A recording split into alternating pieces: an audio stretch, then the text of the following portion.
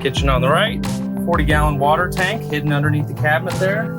Upper cabinets. We're actually able to, we have so much power in here, you can run an espresso maker. So we keep in here some breakfast stuff. Lots of outlets throughout the van with USB.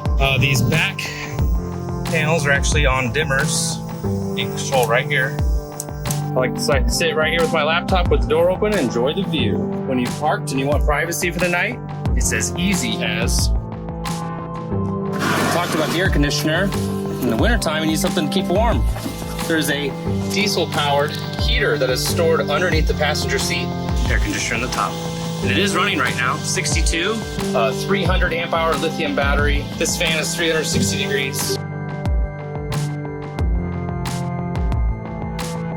Sliding window. Futon pulls out to a full bed.